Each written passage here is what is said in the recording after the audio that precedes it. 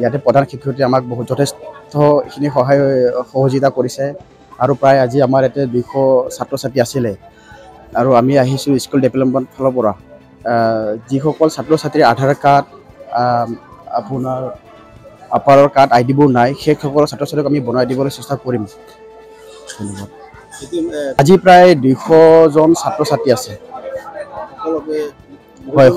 হয় প্ৰায় ছাত্ৰ ছাত্ৰীৰ আপোনাৰ আধাৰ কাৰ্ড আপাৰ আইডিবোৰ নাই সেইখিনি ছাত্ৰ ছাত্ৰীক আমি নিশ্চয় এই কেইদিনৰ ভিতৰতে আমি বনাই দিব চেষ্টা কৰি আছোঁ।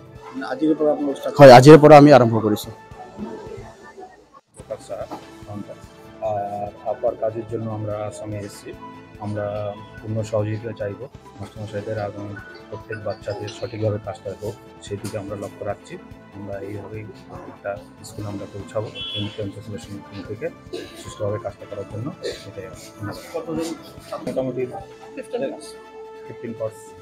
ঠিক আছে সবাইকে আধার কার্ডের ব্যবস্থা হ্যাঁ সবাই আধার কার্ডের ব্যবস্থা আছে প্লাস যাদের আধার কার্ড নেই তারা আমরা চেষ্টা করছি কাজটা আগে নেওয়ার জন্য এনরোল করার জন্য আপনারা সহযোগিতা আমরা সহযোগিতা করবো। সিহঁতৰ গাৰ্জেনৰো কিছুমানৰ নাই তাৰমানে এতিয়া আমিতো কোৱাটো কৈ আছোঁ ন সিহঁতক তো সিহঁতে এতিয়া বনাম বুলি কৈছে এতিয়া কিছুমানৰ বনাব দিছে আহি পোৱা নাই বা কাৰোবাৰ একেবাৰে নাই আৰু ইয়াত প্ৰায় অলপ দুখীয়া ঘৰৰ ল'ৰা ছোৱালীয়ে থাকেতো সেইটো কাৰণে সিহঁতে সুবিধাও তেনেকৈ কৰিব পৰা নাই এতিয়া যদি আমাৰ ইয়াতে চেণ্টাৰটো দিয়ে নিশ্চয় সিহঁতে কৰিব।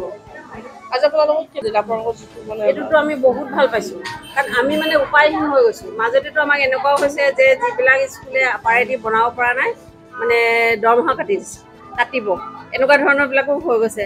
তাৰপিছত অফিচৰ পৰাতো আমাক প্ৰেছাৰ দি আছে বনাবই লাগে কিন্তু আমিতো টকাখিনি বনাইছোৱেই কিন্তু যিখিনি নাই আইডিয়া আমি কি কৰোঁ এতিয়া আমি উপায়হীন হৈ গৈছিলোঁ। আপোনালোকে অহাৰ কাৰণে আমি বহুতেই ধন্যবাদ মানে মইনাখুৰুং MP স্কুল আমাৰ পামহি গড়চুক।